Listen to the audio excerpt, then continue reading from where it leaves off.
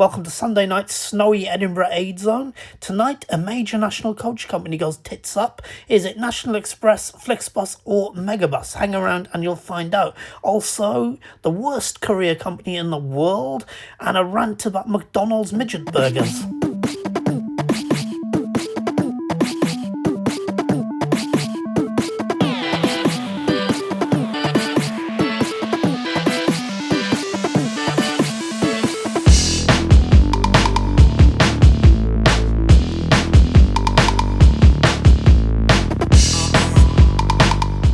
The stagecoach-owned Megabus have decided to pull nearly all of their England routes from the 4th of December, and they're also pulling out of Texas and the US. They're still going to be running their Falcon service in the southwest of England, and up here in Scotland, they're still going to be running their code share services with CityLink. Interesting tip for you if you do visit Scotland or you live up here and want to take the coach. It's much cheaper to book on Megabus's website than it is on CityLink's, by about £20-30 in some cases, and it's the exact same bus. Now, whether that changes or not with this new announcement, who knows? Unlike Gareth, I actually have some fond memories of Megabus over the years. Not all fond, I should say. Some pretty horrific ones. They started back in 2003. It was a project by stagecoach owners Ann Gloag and her delightful brother Brian Souter. More about that pair later. But the original idea was to smash the dominance of National Express, who had a monopoly at the time. And they started with a few old London double-deckers between Victoria and Brighton. Quickly went national with proper coaches, and then crossed the border to mainland Europe, and then went to the US, where they became absolutely massive and made the Gloags millions, billions even.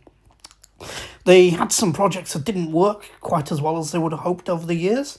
They actually launched Britain's only sleeper coach service sometime about 15 years ago. It's called Megabus Gold. But Brits couldn't get their little heads around the idea of a bed on a bus, unfortunately. You might have polarising views of the delightful pair that own Stagecoach/Megabus, but you can't beat a quid between Birmingham and Bruges. It's just unfortunate about the owners, really. Ann Gloag lives in a castle and allegedly beats up her staff, while her delightful brother Brian Souter has spent absolutely millions trying to keep Section 28. I'm not quite sure why. You're a bus driver. It's not really a lot to do with you, but hey. But they did revolutionise bus companies in the UK. I mean, a bed on a bus. Wow. Presumably gay people weren't allowed to use Brian and Ann's bus beds. On from horrible litigious women, I said allegedly, Anne, to horrible litigious burger companies.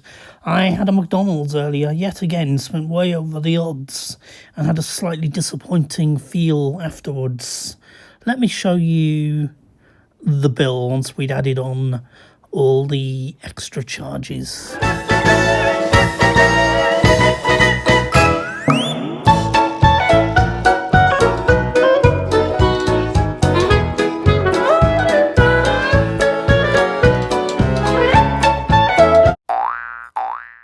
Moving on from allegedly, I do love the word allegedly, homophobic bus drivers and god-awful overpriced burgers, meet a god-awful courier company, DPD. Now, DPD, you're rather lucky that I don't have that much of a following just yet. I'm just starting out. I don't have Drew Binsky's 10 million subscribers, and that's in your favour. Because 2 times in 1 year I've experienced your piss-poor crap service, and I've been fobbed off. So an audience would be absolutely fantastic right now. Basically, let's sit back and let me tell you the story of how DPD have screwed me around twice in 1 year. Back in April, I lived in a caravan in Stirlingshire, way out into the countryside. Now, the reason I lived in a caravan was because I came back to Scotland at short notice, and the only place I could get quickly was this caravan on a caravan park site in the middle of nowhere. Now, I got myself a free router, mobile router, broadband router. Now, DPD were meant to be delivering it on a Saturday DPD didn't particularly want to be delivering it on a Saturday, I get the feeling, despite the fact I was paying extra. DPD kindly tell you how many deliveries until your item arrives. Now, within about 10 deliveries, my driver, and I still remember his name, it was Ryan. If you happen to be watching this, Ryan, it was you. Within about 10 deliveries, Ryan decided he couldn't find the location. Now, this is slightly odd because he was still 10 deliveries away. I then had to walk the next week. Remember, this is a very rural area. It's an incredibly rural countryside part of Scotland. I had to walk to a local shop about 5 miles to collect the router in person. Not quite sure what I was paying for in that case. Free didn't take my complaint seriously and fobbed me off desperately. DPD ignored my complaint completely and actually blocked me on WhatsApp, which tells you a lot about the sort of company they are. Moving forward now to just last week, I was having a new iPhone, the iPhone that I'm actually recording this on, a lovely new iPhone 16 Pro Max. And I'm living back in the city now, I'm back in Edinburgh, so even less excuse for DPD to not be able to find the address. Yet again, we got within about 10 deliveries when a message pops up on my old phone to say that DPD have cancelled the delivery because I wasn't at home. And they've then posted a picture of a random front door with my box of expensive phones sitting in the middle of it. Now, luckily, they didn't appear to leave it there because I got straight on the phone to DPD in South Africa and the lady I spoke to was lovely. But it wasn't really fair that I was shouting at her. She couldn't do anything. She contacted the depot, didn't bother contacting me. Now, the next day, I waited around, 2 days waiting around, and it finally arrived. I complained again to DPD and was fobbed off. DPD again completely ignored my complaint. Free tried desperately to fob me off and acted like I was just being unreasonable, but eventually gave me £10 credit. A whole £10 having to sit around for 2 days of the weekend. I don't get much of a weekend. I work 5 days a week in a job I don't particularly like. So, my weekends are important to me.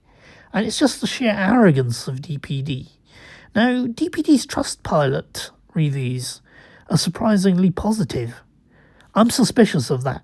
Okay, we're not getting into litigious territory again. Ann Gloag and quite possibly McDonalds are already suing me.